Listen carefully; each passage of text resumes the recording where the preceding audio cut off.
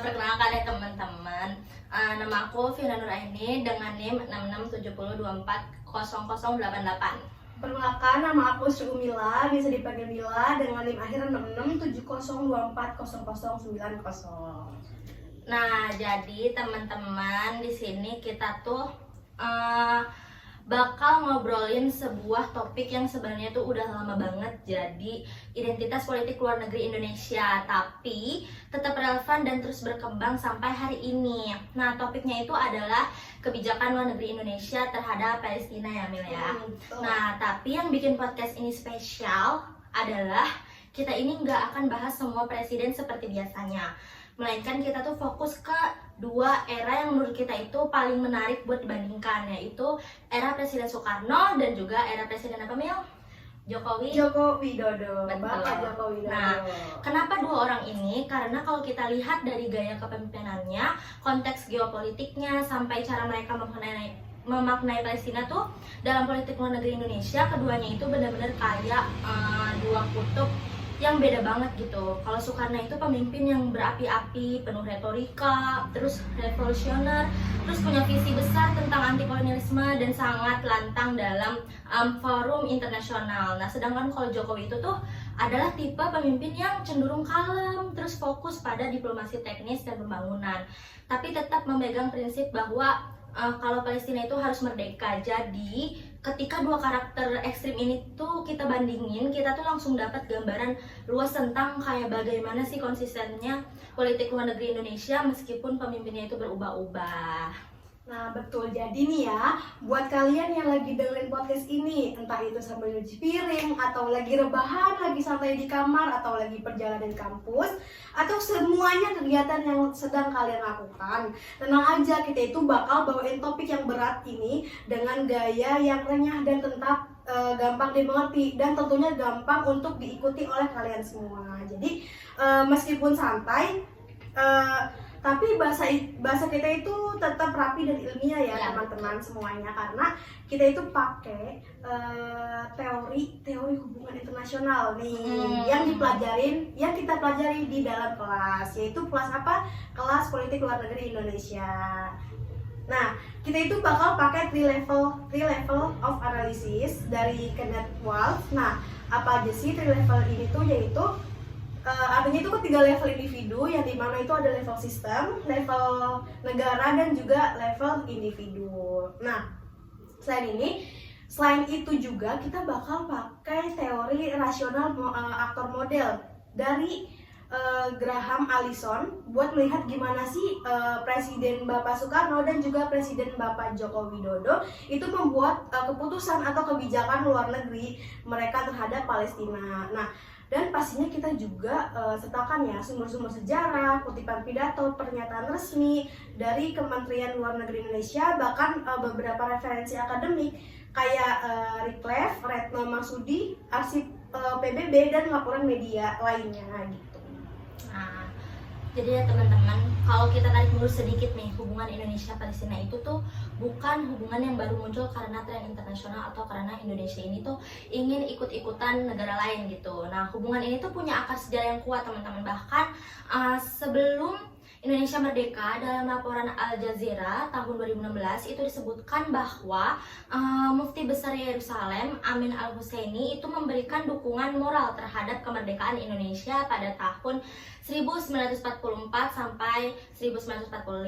Nah, ini tuh penting banget karena pada masa itu tuh belum banyak negara yang berani terang-terangan mendukung Indonesia. Jadi dari awal hubungan Indonesia-Palestina itu udah mulai dari rasa saling dukung, saling percaya, dan saling memahami kondisi penjajahan masing-masing gitu. Nah, dan kalau kita baca pembukaan UUD 1945 yang bilang penjajahan di atas dunia itu harus dihapuskan. Nah, itu tuh udah otomatis bikin Indonesia punya landasan moral yang kuat buat mendukung Palestina. Jadi ketika Soekarno dan Jokowi itu bersikap tegas terhadap Palestina, itu tuh sebenarnya bukan cuma keputusan personal mereka, tapi itu lanjutan dari identitas politik luar negeri Indonesia sejak awal berdiri. Nah, makanya podcast ini tuh kita bakal melihat gitu gimana dua presiden ini dengan karakteristik dan konteks yang sangat amat berbeda ini tuh menjalankan kebijakan luar negeri terhadap Palestina. Nah, sedangkan Soekarno nih untuk Bapak Soekarno sendiri dengan gaya politik luar negeri yang penuh semangat anti imperialisme dan penuh pidato simbolis. Sering banget nih ngomong soal penindasan bangsa-bangsa dalam pidatonya di Forum Afro-Asia Bandung 1945 dan juga di sidang-sidang yang ada di GNB atau Gerakan Non-Blok. Nah, bahkan dalam pidato pembukaan Konevo, Soekarno itu secara eksplisit itu menyebutkan bahwasannya perjuangan bangsa Palestina itu adalah bagian dari perjuangan global melawan neokolonialisme. Sedangkan untuk Bapak Joko Widodo sendiri itu lebih sering gitu menekankan sisi praktis, yaitu bantuan nyata, terus diplomasi kemanusiaan dan juga aksi konkret. Contohnya itu apa sih? Contohnya itu ada di pernyataan Menteri Luar Negeri yaitu Ibu Retno Marsudi di PBB pada November tahun 2023 yang mengatakan bahwasannya Indonesia itu tuh akan selalu berada bersama Palestina, bukan hanya dalam kata-kata saja tetapi juga dalam tindakan gitu. Nah, jadi kelihatan banget nih bahwasanya meskipun gaya dua presiden ini tuh sangat amat berbeda atau perbedaannya itu sangat amat jauh, keduanya itu punya komitmen yang sama. Nah, di podcast ini kita tuh bakal ngebahas, ngulik dan juga membandingkan secara mendalam gitu dengan bahasa santai tapi juga tetap kuat secara akademik. Nah, iya betul. Nah, sekarang kita masuk nih teman-teman ke pembahasan utama. Tadi kan kita udah membahas secara umumnya ya kan Mil. Sekarang kita masuk ke pembahasan utama yang benar-benar jadi daging dari podcast kita ini. Nah, kalau aku rasa ya, kalau kita ngomongin kebijakan luar negeri Indonesia terhadap Palestina, kita tuh nggak bisa mulai dari presiden siapapun selain Presiden Soekarno, karena jujur aja fondasi mindset, fondasi ideologi, dan fondasi sikap politik luar negeri Indonesia terhadap Palestina itu tuh semuanya sudah diletakkan duluan oleh Bung Karno. Nah, dan menariknya bukan cuma diletakkan secara normatif, tapi ditanam kuat sebagai bagian dari identitas bangsa. Bahkan Soekarno pernah bilang dalam pidatonya tahun 1962 saat pembukaan Asian Games yang tercatat dalam arsip nasional. Beliau itu berkata, selama Israel masih menjajah Palestina, selama itulah Indonesia akan berdiri di depan membela bangsa Palestina. Indonesia tidak akan memberi ruang bagi penjajahan dalam bentuk apapun. Nah, kebayangkan teman-teman betapa tegasnya sikap itu. Dan menurut aku sendiri gitu ya, untuk memahami Soekarno secara utuh, kita tuh harus pakai analisis level Watts yang udah dijelasin Mila tadi. Mulai dari level individu, negara, sampai level sistem internasional teman-teman. Nah, karena cara Soekarno ini bersikap terhadap Palestina itu bukan hal sederhana, itu tuh kombinasi antara kepribadian, ideologi, kepentingan nasional, dan kondisi dunia waktu itu. Makanya kita ulas nih satu-satu secara mendalam. Nah, setuju banget sama statement yang diberikan Vina tadi. Jadi kalau kita mulai nih dari level individu, kita nih akan mulai dari level individu terlebih dahulu ya teman-teman. Nah, untuk Bapak Soekarno sendiri itu tuh nggak bisa dipisahin gitu dari karakter pribadinya sendiri. Yaitu karakter pribadi Soekarno pada zamannya itu yaitu kuat, visioner dan ideologis banget gitu. Nah, banyak sejarawan kayak MC Rickles dalam karyanya yaitu History of Modern Indonesia bilang kalau Soekarno itu punya gaya kepemimpinan yang unik. Dia itu bukan cuma mau memimpin Indonesia saja, tapi dia mau memimpin dunia ketiga. Nah, dan ini tuh kerasa banget gitu saat dia ngomong soal Palestina di dalam pidatonya di sidang PBB pada tahun 1960. Soekarno itu bilang bahwasannya selama Palestina itu belum merdeka, selama itu pula dunia belum akan memperoleh ketenangan. Dimana itu bukan cuma retorika aja ya, tapi gambaran jelas bahwasannya Soekarno itu melihat perjuangan Palestina sebagai bagian dari perjuangan global melawan imperialisme. Dan ini tuh benar-benar masuk gitu ke kepribadian beliau yang sejak muda itu sudah anti kolonial banget gitu. Bahkan dalam buku Indonesia Akuses tahun 1955, Soekarno itu menulis panjang lebar gitu soal gimana sih kolonialisme itu adalah akar penderitaan bangsa-bangsa, dan dia itu menyebutkan Palestina itu sebagai contoh nyata kolonialisme modern. Makanya dukungan dia itu bukan dukungan formal, tapi dukungan emosional, ideologis, dan juga dukungan personal tentunya saja. Nah, sekarang kita ada yang bikin menarik nih teman-teman. Soekarno itu tuh berarti bukan cuma membuat kebijakan berdasarkan kepentingan negara aja, tapi karena dia ini secara pribadi benci banget sama imperialisme, jadi dukungan ke Palestina itu kalau pakai istilah Watts ya, itu tuh sangat dipengaruhi oleh variabel psikologis dan kepribadian pemimpinnya. Nah, dan sifat Soekarno yang flamboyan ini tuh penuh simbol, terus suka membakar semangat, itu tuh semuanya tercermin dalam cara dia bersikap ke Palestina. Contohnya itu yang paling konkret ya teman-teman, yaitu pada tahun 1962 ketika Indonesia menolak kehadiran atlet Israel di Asian Games. Itu tuh bukan keputusan sederhana teman-teman. Menurut Harvard Political Review, keputusan itu tuh dibikin Indonesia, ditentang Amerika Serikat, Inggris, dan beberapa negara barat. Tapi Soekarno tuh tetap jalan terus gitu. Bahkan dia bilang, "Go to hell with your aid," ketika Amerika Serikat itu tuh mengancam memotong bantuan. Jadi teman-teman tuh udah bisa bayangin gitu, pemimpin mana zaman sekarang yang berani ngomong kayak gitu kan Mil ya. Nah, dan ini tuh memperlihatkan bahwa dukungan Soekarno ke Palestina itu memang berangkat dari idealisme pribadinya. Dan dia melihat Palestina itu sebagai front perlawanan terhadap kolonialisme gitu, yang dilakukan Israel dengan dukungan Barat. Nah, oke, tadi kan kita udah membahas Bapak Soekarno di level individu. Selanjutnya itu kita bakal bahas dulu tentang level negara, dimana kalau kita lihat, kita itu akan lihat bahwa apa yang dilakukan Soekarno itu sebenarnya sejalan banget gitu dengan fondasi negara Indonesia. Di pembukaan Undang-Undang 1945 secara eksplisit itu menyebutkan bahwa penjajahan di atas dunia itu harus dihapuskan. Nah, kalimat itu bukan cuma formalitas aja yang ada di Undang-Undang Dasar, tapi jadi dasar moral dan juga filosofis politik luar negeri Indonesia. Nah, dan Palestina itu adalah simbol penjajahan yang paling jelas pada masa itu. Jadi, Indonesia itu merasa punya kewajiban gitu, kewajiban moral terhadap buat berpihak. Dan di era Bapak Soekarno ini, politik luar negeri kita itu benar-benar berorientasi pada solidaritas negara berkembang dan negara-negara yang sedang berjuang gitu melawan penjajahan. Jadi sama-sama gitu melawan penjajah. Itulah kenapa Indonesia itu aktif gitu di gerakan non-blok atau GNB. Bahkan menurut catatan Kementerian Luar Negeri Indonesia yang kita kutip, Soekarno itu sering membawa isu Palestina di forum GNB dan beliau itu menghubungkan perjuangan Indonesia, Aljazair, Mesir, Vietnam, dan juga Palestina sebagai satu kesatuan perjuangan dunia ketiga. Jadi teman-teman, menurut aku pribadi di level negara ini, dukungan Indonesia ke Palestina itu bukan cuma kebijakan luar negeri aja, tapi bagian dari ideologi negara. Ya benar banget Mil. Dan yang paling penting itu politik domestik Indonesia waktu itu tuh juga sejalan dengan sikap anti barat gitu. Dalam negeri waktu itu dalam negeri tuh sedang gencar-gencarnya ya semangat nasakom, nasionalis, agama, komunis.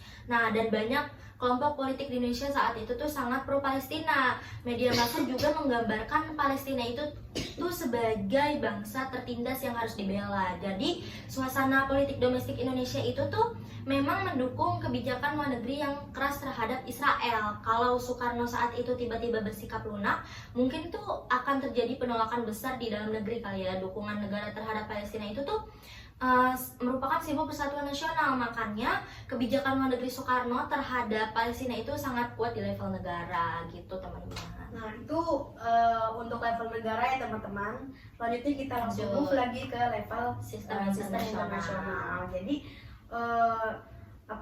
menurut saya pribadi di level ini tuh yang paling didefinisikan banget gitu di era Bapak Soekarno. Jadi Soekarno itu kan memimpin Indonesia di masa ketika dunia itu sedang berbelah gitu antara blok barat dan juga blok timur, dan konflik Arab Israel dan konflik Arab Israel itu salah satu isu paling panas gitu yang ada di dunia pada masa itu. Nah, Israel itu didukung oleh Amerika Serikat dan juga sekutunya, sementara negara-negara Arab yang banyak dekat dengan Uni Soviet untuk mengambil posisi anti Barat. Jadi bagi Soekarno, bersikap keras ke Israel itu otomatis menempatkan Indonesia gitu sebagai bagian dari front anti Barat. Nah, itu sangat sejalan ya dengan orientasi politik luar negeri Soekarno. pada masa demokrasi terpimpin yang semakin menjauhi barat dan mendekat ke blok sosialis. Ditambah lagi, menurut catatan United National Archive, Indonesia itu berkali-kali gitu menolak resolusi PBB yang dianggap memihak Israel. Jadi pada level sistem ini, sistem dukungan Soekarno ke Palestina itu erat kaitannya dengan dengan konstelasi geopolitik global, bukan hanya hubungan bilateral Indonesia dan juga Palestina. Nah, dan ini tuh penting banget Mil, karena kadang ya banyak yang salah paham dengan menganggap dukungan Indonesia ke Palestina itu tuh cuman karena agama atau solidaritas emosional aja gitu. Padahal kalau kita lihat konteks globalnya, Soekarno ini sebenarnya memainkan geopolitik. Dia ini memanfaatkan isu Palestina untuk memposisikan Indonesia sebagai pemimpin dunia ketiga, sebagai negara yang berani menantang Barat. Jadi dukungan Soekarno ke Palestina itu tuh punya dimensi strategis. Dan kalau aku rangkum ya, di level sistem buat Soekarno ini, dunia itu terbelah keras antara Barat dan Timur. Konflik Arab Israel itu menjadi memanas gitu. Negara berkembang sedang mencari identitas, dan Soekarno ini tuh menggunakan isu Palestina sebagai alat konsolidasi posisi Indonesia dalam sistem internasional. Jadi bukan cuma soal solidaritas aja, tapi juga soal strategi global. Nah, jadi itu ya teman-teman buat di masa Presiden Soekarno, yaitu masa awal kemerdekaan. Jadi tadi kan awalnya kita bakal bahas dua presiden dan juga membandingkan gitu dari dua presiden tersebut. Jadi kalau misalkan Soekarno udah, artinya kita bakal lanjut ke era Jokowi. Benar, ke era Jokowi. Jadi kita masuk nih ke era Jokowi yang lebih dekat gitu dengan generasi kita. Tadi kan kalau misalkan di sejarah, kita kan belum lahir ya tentunya saja gitu kan. Nah, kalau misalkan era Jokowi ini kita sudah merasakan gitu kebijakan apa aja gitu selama beliau itu menjabat. Nah, jadi pada masa era Bapak Joko Widodo, atau biasa kita panggil Bapak Jokowi aja kali ya, yang sering kita sebut gitu kan.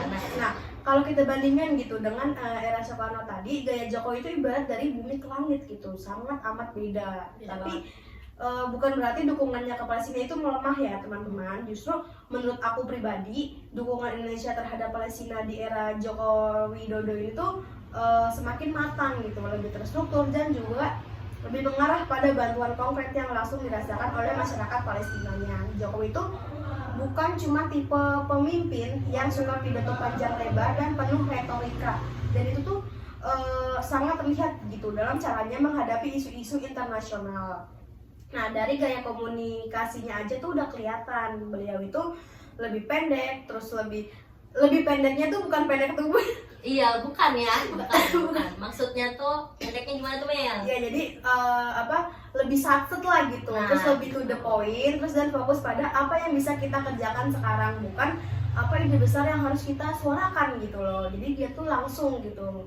Tapi meskipun gaya komunikasinya itu sederhana ya, kebijakan luar negeri itu tetap memegang teguh prinsip konstitusi dan juga sejarah Indonesia. Kalau kita lihat nih dari Kementerian Luar Negeri, terutama laporannya pada tahun 2015 sampai juga laporan tahun 2023. Nah, Indonesia di era Jokowi itu justru menjadi salah satu negara yang paling aktif di PBB dalam mengajukan resolusi terkait Palestina gitu. Misalnya pada sidang Majelis Umum PBB pada Desember tahun 2017 nih, saat Amerika Serikat itu mengaku Yerusalem itu sebagai ibu kota Israel. Indonesia itu menjadi salah satu negara yang paling vokal gitu untuk menolak kebijakan itu. Bahkan Menteri Luar Negeri pada saat itu, yaitu Ibu Retno Marsudi, secara langsung itu menyampaikan pidato yang menurut aku pribadi itu sangat kuat, di mana beliau itu mengatakan Palestina itu akan selalu ada dalam denyut nadi diplomasi Indonesia. Itu bukan kalimat kecil ya teman-teman, bukan hanya kalimat yang hanya diucapkan saja. Itu tuh berupa statement politik yang sangat amat besar. Dan semuanya itu sejalan gitu dengan arah Jokowi yang memang ingin diplomasi Indonesia itu bermain aktif dalam isu kemanusiaan dan juga isu perdamaian. Nah, kalau tadi kan Mila udah masuk ke highlight kebijakannya ya teman-teman. Aku sekarang nih mau ngejelasin era Jokowi pakai Three Levels of Analysis Study dari Kenneth Walsh. Nah ini tuh penting ya teman-teman, biar kita tuh ngerti kenapa kebijakan luar negeri Jokowi ini bentuknya seperti itu. Kita mulai dari level sistem dulu ya Mil ya. Nah secara sistem internasional, era Jokowi itu tuh berada di situasi yang jauh lebih kompleks dibanding era Soekarno. Di masa Jokowi, negara-negara Arab sendiri itu sudah mulai melakukan normalisasi hubungan dengan Israel lewat Abraham Accords yang dimulai tahun 2020. Jadi Uni Emirat Arab, Bahrain, Maroko, Sudan itu semuanya mulai membuka hubungan diplomatik dengan Israel. Jadi dukungan terhadap Palestina sebenarnya itu melemah di kawasan Timur Tengah. Artinya Indonesia itu tidak lagi punya lingkungan regional yang solid untuk memperjuangkan Palestina seperti dulu. Nah ini tuh memiliki tantangan sistematik yang besar banget buat Jokowi. Nah, kita lanjut ya Mel ya, ke di level negaranya nih. Nah, Indonesia di era Jokowi itu sudah lebih demokratis teman-teman. Jadi, opini publik itu punya pengaruh besar dalam membentuk kebijakan luar negeri. Nah, survei LSI tahun 2023 itu menunjukkan lebih dari 80% masyarakat Indonesia ini menolak normalisasi diplomatik dengan Israel. Jadi ini Jokowi tuh harus menjaga stabilitas politik domestik sekaligus menjaga konsistensi sejarah Indonesia karena rakyatnya itu tuh sangat sensitif terhadap isu Palestina. Nah itu sebabnya ketika ada tim nasional Israel yang mau bertanding di Piala Dunia U20 di Indonesia tahun 2023, pemerintah tuh memilih tetap mempertahankan garis tegas anti Israel meskipun itu tuh berakibat Indonesia kehilangan status tuan rumah.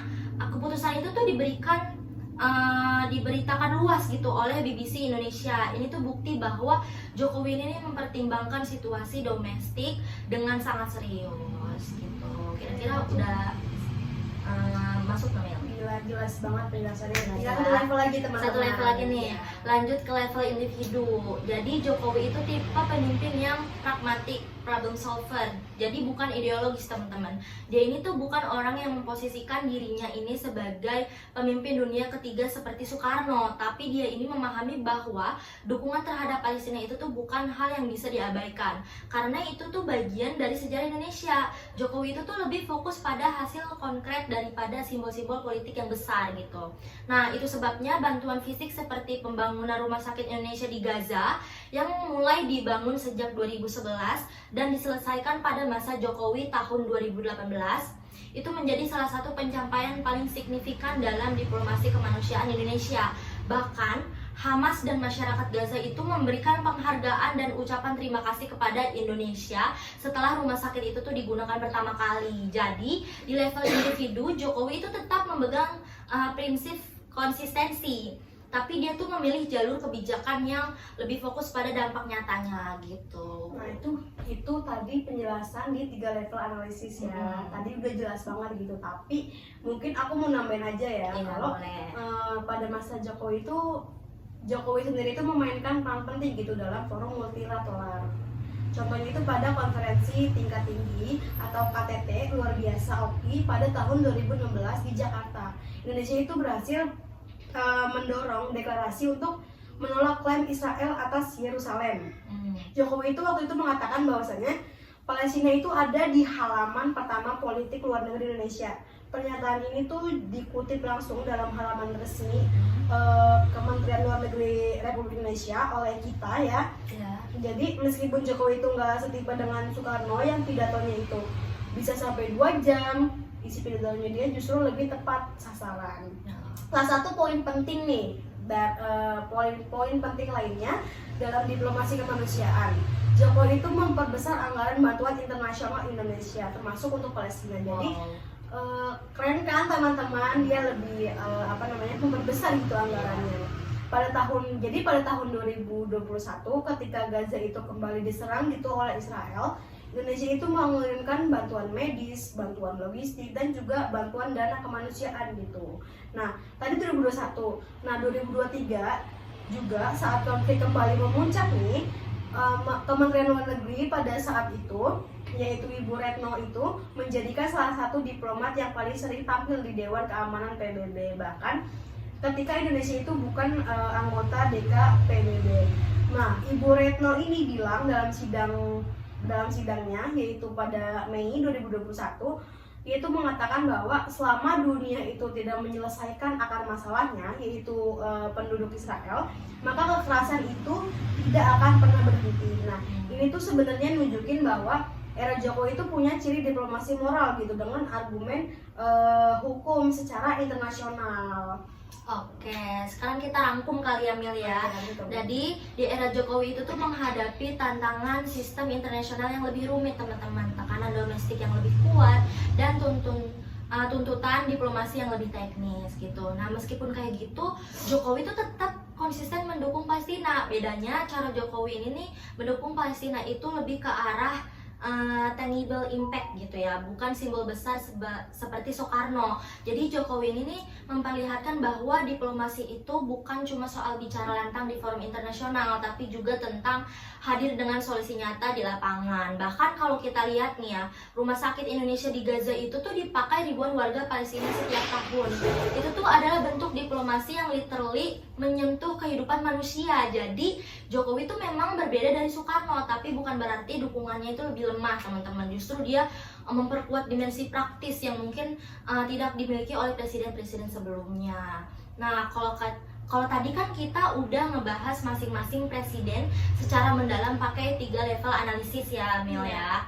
Nah jadi sekarang kita masuk ke bagian yang menurut aku ini paling seru teman-teman, yang paling penting buat ngejawab inti topik podcast kita, yaitu gimana sih sebenarnya perbandingan antara Presiden Soekarno dan Presiden Jokowi dalam kebijakan luar negeri terhadap Palestina. Nah, karena meskipun keduanya ini sama-sama konsisten membela Palestina, cara mereka membentuk sikap politik itu sangat berbeda teman-teman. Bahkan bisa dibilang bertolak belakang dalam beberapa aspek.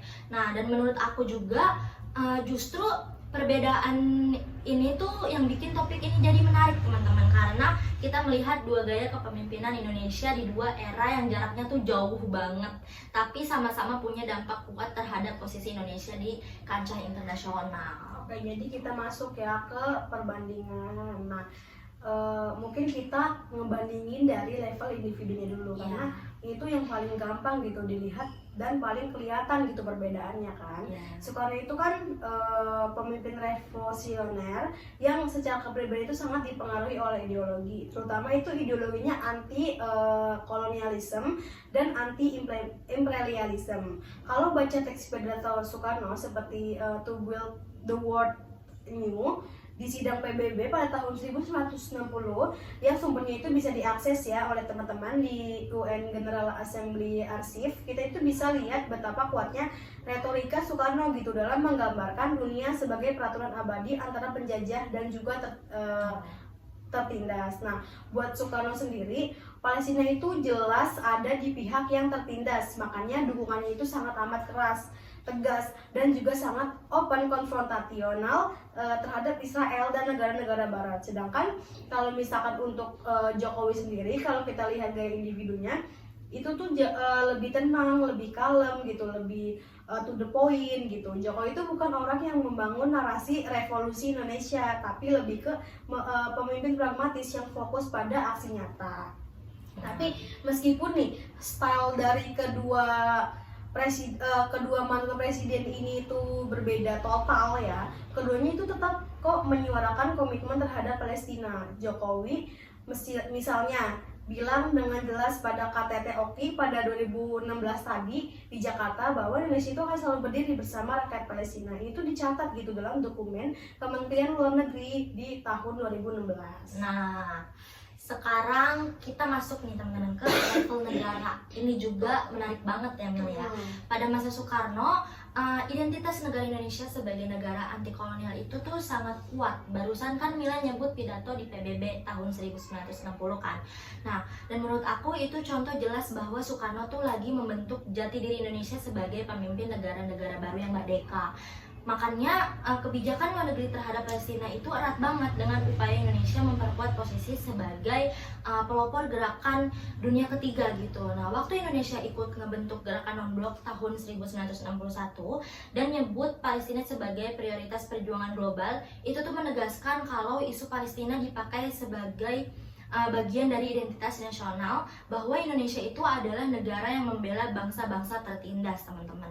Jadi sementara di era Jokowi, identitas negara kita tuh sudah berubah. Indonesia tuh sekarang mengembangkan identitas sebagai negara moderat, demokratis, dan fokus pada kerja kemanusiaan. Makanya, dukungan ke Palestina di era Jokowi itu lebih banyak lewat bantuan teknis, kayak pembangunan rumah sakit Indonesia di Gaza, terus dorongan gencatan senjata di sidang DKPBB, sampai menolak partisipasi Israel dalam ajang tertentu, seperti Piala Dunia U20 tahun 2023. Nah, itu tuh semua mencerminkan identitas negara Indonesia masa kini yang mengutamakan kemanusiaan dan moral stand tapi tanpa perlu retorika besar gitu, teman-teman. Nah, itu di level negara. Jadi kita move ke level Masuk. sistem ya, teman-teman. Ya.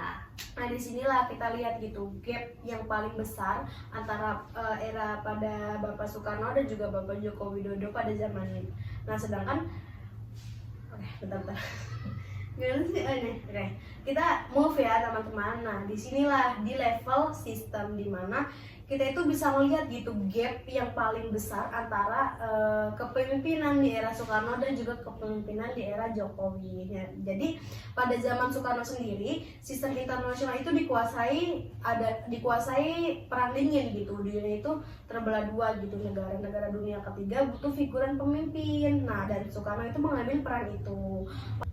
Nah, jadi Israel itu dianggap representasi gitu kepentingan dari kolonialisme Barat di Timur Tengah, sehingga ideologi anti-imperialisme Soekarno itu langsung menempel gitu ke isu Palestina. Tapi di zaman Jokowi sendiri, sistem internasional itu berubah total, tidak seperti di zaman Soekarno. Jadi negara-negara Arab ya yang banyak menormalisasikan hubungan diplomatik dengan Israel lewat Abraham Accord yang tercatat dalam dokumen US State Department dan berbagai analisis Middle East Institute. Bahkan negara-negara yang dulu keras dukung Palestina seperti Uni Emirat Arab atau UEA dan Bahrain sudah mulai melunak gitu. Situasi itu bikin ruang gerak diplomasi Palestina itu makin kecil gitu. Maka dukungan Indonesia di era Jokowi itu harus dilakukan secara cerdas karena kita itu bergerak gitu di lingkungan internasional yang lebih kompleks, multipolar, dan juga penuh dengan kepentingan ekonomi. Nah, bener banget Mila. Jadi kalau kita gabungin ya teman-teman 3 level analisis tadi, kita bisa lihat bahwa sebenarnya Soekarno dan Jokowi itu sama-sama rasional ya Mil ya. Tapi rasionalitas mereka itu cocok sama era masing-masing. Kayak Soekarno rasionalnya itu untuk zamannya karena dia pakai isu Palestina buat memperkuat kepemimpinannya di gerakan non-blok kan, memperluas pengaruh Indonesia dan menjalankan visi anti-imperialisme. Sementara kalau Jokowi ini rasionalnya itu untuk era modern karena dia fokus pada aksi nyata, diplomasi kemanusiaan dan konsistensi politik tanpa mempertaruhkan stabilitas nasional maupun hubungan dengan negara-negara besar gitu. Jadi meskipun gaya kedua presiden ini beda banget gitu ya, keduanya tuh sebenarnya mengekspresikan bentuk rasionalitas yang berbeda sesuai konteks sejarahnya. Nah, iya betul tuh teman-teman. Nah, kita lihat nih dari sisi keluaran kebijakannya gitu atau sisi policy output. Nah, sebenarnya kalau dari sisi ini keduanya itu tuh punya kelebihan masing-masing. Seperti Soekarno itu unggul gitu dalam simbolialisme global. Nah, dunia waktu itu butuh suara keras gitu dan Soekarno itu tuh tepat gitu untuk zaman itu. Dukungan Soekarno itu memperkuat legitimasi Palestina sebagai bangsa yang dijajah dan memberi tekanan moral ke dunia internasional. Sedangkan untuk di Jokowi sendiri unggul dalam kontribusi konkret seperti pembangunan rumah sakit Indonesia di Gaza yang seperti dijelaskan, terus bantuan logistik, terus juga ada kerjasama dengan OKI, terus pengiriman tim medis dan bahkan dukungan gitu di level PBB. Jadi kayak ada dua lapisan kontribusi gitu. Fondasinya itu dibangun Soekarno lewat ideologi, struktur konkretnya itu diperkuat gitu oleh Jokowi lewat kerja nyata. Dua-duanya itu saling melengkapi gitu intinya.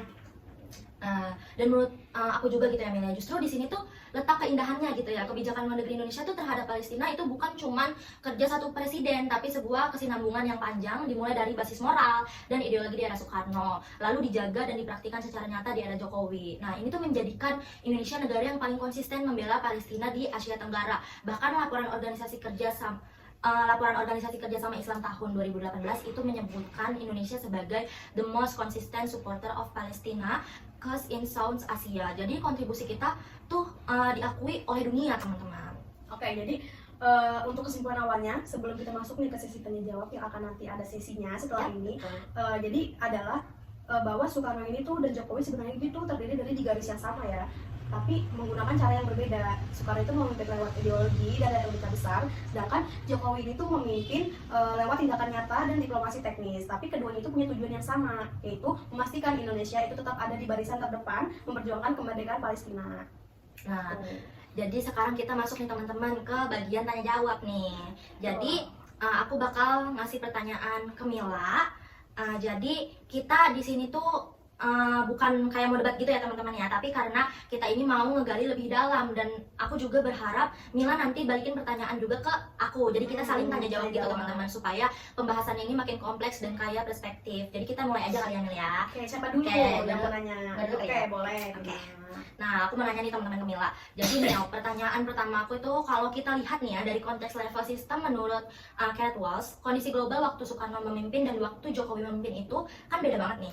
Nah, Soekarno itu hidup di era perang dingin dengan blok barat versus blok timur yang ketat banget gitu kan. Sedangkan kalau Jokowi ini tuh hidup di era multipolar dengan dominasi isu-isu baru kayak normalisasi Arab Israel lewat Abraham Accords tahun 2020. Nah, menurut Mila sendiri gitu ya, sejauh mana sih perubahan besar di level sistem ini mempengaruhi perbedaan kebijakan luar negeri Soekarno dan Jokowi terhadap Palestina?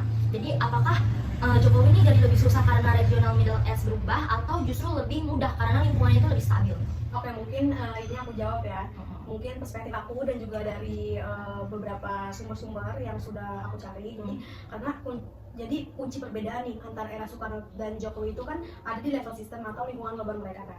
Kalau kita ngomongin di era Soekarno, dia itu beroperasi gitu, di mana konflik Arab dan konflik Israel itu super intens gitu, dan negara-negara Arab itu hampir sepenuhnya kompak untuk melawan Israel. Kondisi itu bikin posisi Soekarno itu relatif aman untuk bersikap keras. Dia itu punya dukungan regional, punya dukungan dunia ketiga lewat gerakan non-blok. Terus juga secara geopolitik itu mengutuk Israel itu untuk sejalan dengan sikap anti barat yang dia bangun. Sedangkan kalau era Jokowi itu kan beda banget ya tadi.